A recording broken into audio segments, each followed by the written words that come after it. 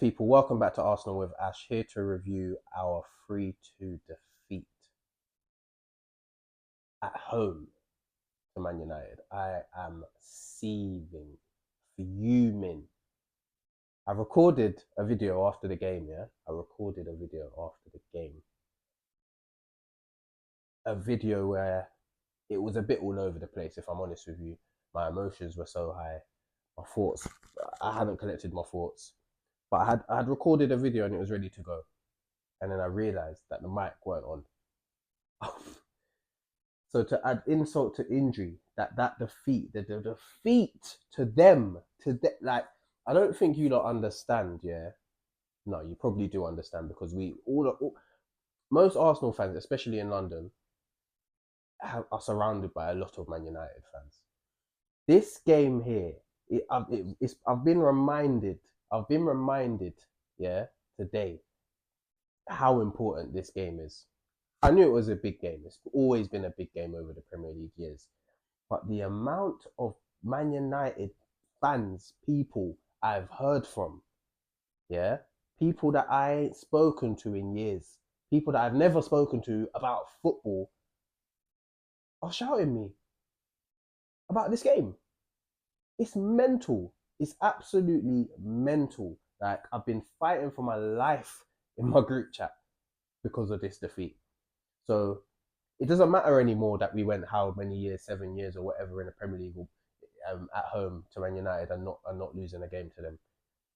We've just lost a game to Man United in a week where they all got excited and told us they're gonna beat us, and we all looked at them and thought, you know what, whatever, man.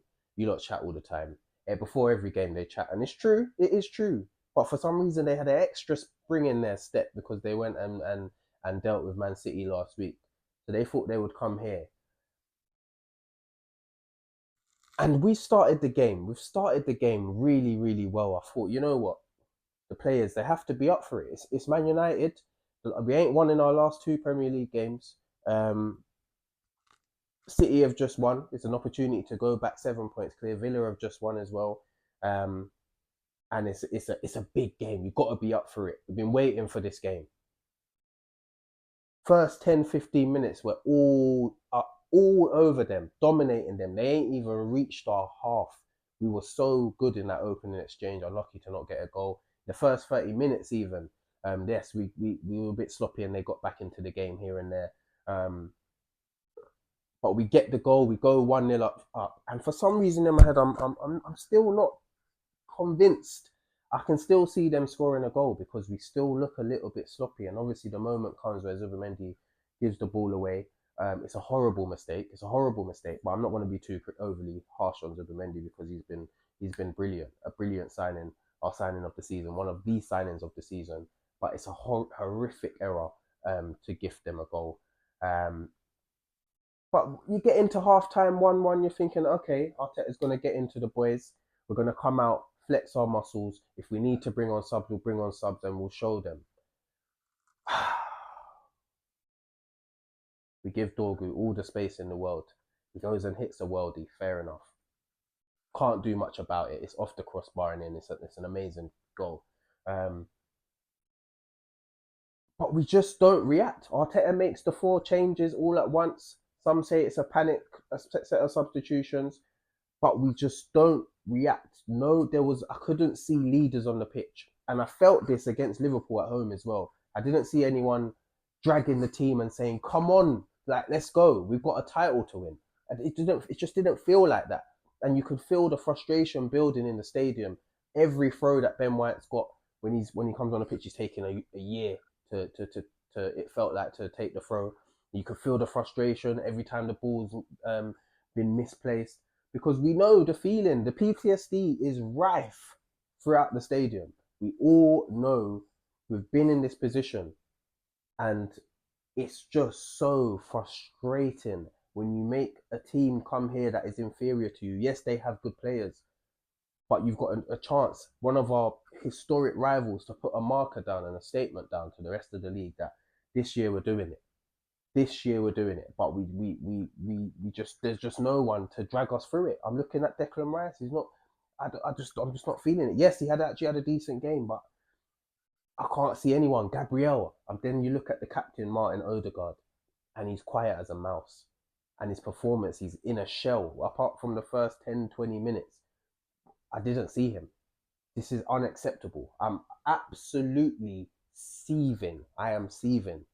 This is just it's so frustrating, man. Honestly, it's so frustrating.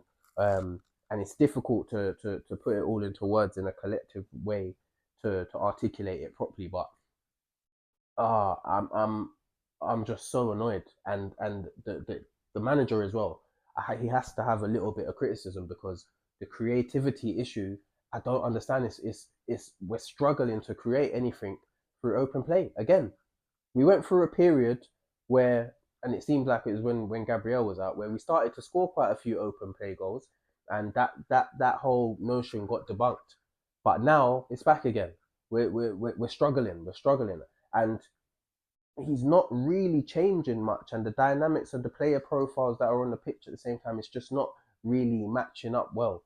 Um, it's yeah. Forest last week we've got three runners on the top line, no creativity. Um, this week, even in Milan, a lot of people were saying that we've got a lot of feet to ball players, ball to feet players. Sorry, and no one running behind. Yeah, that game worked out quite well. But even the United this game, starting Jesus, it just wasn't ever. It should never have been a thing. Like Gyökeres is has as much as he hasn't been great this season. It's fair to say, but he does create space for other players. He does. It's like we can see it, and even in terms of his pressing and all that, he's the best for that in terms of what we have available. So Eve needs more minutes, and I've been crying out to see him on that left hand side of the pitch in the 10. He just there's not enough space for him. We're playing him in like a support striker role where there's no space in between the lines, so it looks like he's just hiding, not getting on the ball enough. Get him out on that left flank. We see how much of the ball Trossard gets, and this is not to criticize Trossard because he's been brilliant this season, but he doesn't need to always play, and we can try something different. It doesn't mean to say that Trossard's a bad player. Just do something different. It's just so frustrating. Ah, man, we've let them come here and do that. We've gifted them a goal, given them the space to shoot two worldies. Yeah, we get back in the game as well at 2-2. We minutes later, we're allowing them to go and just shoot, have a free shot. Go on, couldn't you have it? Have a go. It's just, I just can't, man. It's so frustrating. It's so frustrating, but ah, the grand scheme of things, yes, this is super painful. It is super painful to lose to this lot. I tell you that, especially at the Emirates. But the grand scheme of things, we're still 4 points clear. We're 4 points clear at the top of the table. We're at the top of the Champions League. We've been perfect in the Champions League.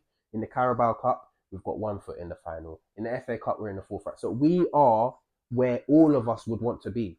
It's just the frustration comes from the last few weeks in the Premier League where we've drawn 0-0 at home to Liverpool when we had the opportunity to put a statement down and widen the gap. Forest 0-0 after City lost to United, we had the opportunity to widen the gap. And then Man United at home, you've got an opportunity to put a statement down, quieten them, and go and grab that title. And we've missed that chance, and we're back down to 4 points again. It's just so frustrating. But we have to, the boys themselves, us fans, we will deal with all the social media and all of that, all the friends, the rival fans, all of that. We will have to deal with that. That's part and parcel of football. But the players have to stick together now. Believe in themselves, find solutions, and attack. Enjoy the journey, bro. Enjoy the journey. Don't get fearful and all this. Like, I know it's going to be difficult to get over the line. It's going to be difficult because we ain't won a big trophy in many years. So it's going to be difficult. But try and enjoy it. Go out there and flex your muscles. You're good enough. The squad's good enough. It's big enough. But yeah, we need to sort it out because we're in danger in the league of throwing it away when we had the opportunity to run away with it. So yeah, we need to back our ideas up. Our next two games are Leeds away and Sunderland at home. As difficult as those games can be, they're games that we should be and we have to be getting 3 points in and putting on a performance as well. So I need to see an improvement. I'm not fussed about that Kyrat game midweek. Put the kids out for all I care. But yeah, I'm absolutely fuming, man. But like I said, grand scheme of things, we're still in a great position, and in May we are going to be celebrating. That's all I've got to say. Player ratings: David Raya in goal. Some criticise him a bit about his positioning for the Cunha goal. Personally, I've watched it back now. I don't really criticise him too much. I think it's a really good finish. The Dorgu goal, we can't do anything about. And Buemo goal, we can't do nothing about. Ultimately, he's conceded 3 goals. But yeah, I really don't have much criticism for him, so I'm going to give him a 6 out of 10. Right back, Jurriën Timber, defensively, he was quite good, but in an attacking aspect, he just doesn't give you what Ben White gives you. It is an area of his game he needs to improve on. I've said it many a time. So yeah, I'm going to give him a standard 6. Saliba, I thought at times he was quite good on the ball, trying to bring it out from the back and make things happen, especially in that second half. But there was also quite a few sloppy moments in the first half. I think Mbeumo, with his physicality, actually kind of ruffled his feathers a little bit. So I don't think it was Saliba's best game. So I'm going to give him probably a 5 out of 10. The same for Gabriel, 5. Left back, we had Hincapié start the game. I thought he was one of our better players actually while he was on the pitch, especially for his first start in quite a while. In a big game like that up against Ahmad. I think Ahmad was relatively quiet throughout the game. So yeah, I thought Hincapié had a good game. I'm going to give him a 7. Zubimendi, probably his worst game for us, if I'm honest. I think in the first 20, 30 minutes, he was good and we were controlling them. He was on them in terms of his pressing and in the challenge. There was a lot of bite there, but as soon as that mistake happened, it was like the game kind of lost in his head. And in the second half, when we're chasing the game, obviously we took him off. So yeah, I'm going to have to probably give Zubi a 4, but I'm not going to be too harsh on him. Declan Rice, I actually thought was decent, and I thought in the first 20 odd minutes, I thought he was probably the best player on the pitch. I thought he was absolutely running that midfield. But once the mistakes and the sloppiness started coming in, his hold of the game kind of diminished. Second half, obviously, he became a more defensive player when Zubimendi came off. He was still trying a thing or two to get us through, but it wasn't enough, unfortunately. So yeah, I'm gonna probably give him a 6 out of 10. Odegaard, poor, not good enough. Not good enough for the captain of this football club to have to get dragged off at the 57th minute or whatever it was. It's not good enough. You shouldn't in a big game like that, put your foot on the ball, get hold of the game, and show why you're the guy. I'm not even asking you to be a mad creative hub because we know that's not your game, but get hold of the ball, control it, do your talking on the pitch. You don't have to be a leader that shouts all the time. Fabregas wasn't that guy, but he would get his foot on the ball and make things happen. That's what you're not doing. You got to orchestrate things. So he needs to step up. He really, really does need to step up because this isn't good enough. I'm going to give him a 4 out of 10. Front three, Trossard, one of his quieter games. He was trying to make things happen still, but I just think this game it just passed him by a bit. I'll probably give him a standard 5 out of 10. Jesus up front was poor. He was the wrong decision. Physically, he got absolutely bullied out there. Got on the ball a few times to make things happen, especially in that first opening exchange that I keep talking about. I thought he was okay in that part, but apart from that, he was non-existent. I'm gonna give him probably a 4. Saka was probably the only one that was trying to take the game to them and make things happen, but in the final third, it just weren't coming off, and that's just a tale of his performances recently. There's a lot of hustle and bustle when trying to make things happen, but end product ain't really coming off for him. So yeah, I still need more from him. I didn't like when he went out onto the left. It took away from us. I think we should have kept him on the right. He was starting to cause Luke Shaw problems. He was one foul away from Luke Shaw being booked. So yeah, I'm probably gonna give Bukayo maybe a 6 out of 10. I thought he had a decent game. And then substitutions. Obviously, we made 4 at once. Who was it? It was Marino, Ben White, Gyökeres, and Eze all came on at once. Ben White, in an attacking aspect, he did give us a bit more than Timber did. But the throw-ins, oh my god! If there's a pet peeve that I have for this team, it's the time taken on throw-ins. I don't understand what the actual plan is. Like, why do we have to take so long? and Ben White is probably the worst at it. So long, it's so frustrating. So yeah, and you could feel it in the ground. Everyone was itching for it, and it probably didn't help the players. I'll be honest. So as fans, we need to do a bit better, but it's just so frustrating. Get rid of that ball a bit quicker, please. But yeah, Ben White 6 out of 10. Marino coming off the bench obviously got the equaliser. I thought he was decent, and I thought it was the right move to make as well because he is more of a goal threat and he can finish if he gets the opportunity to. I'll probably give him a 6.5 out of 10. Eze coming on for Odegaard in the 10, like I said, just doesn't impact the game enough, doesn't get enough touches on the ball. Sometimes it's just too slow, he's not taking enough risks. It's just safe. Yeah, it's just not for me. It's not for me. It's not good enough. He needs to actually do more when he's getting the chance. So yeah, Eze I'll probably give a standard 5.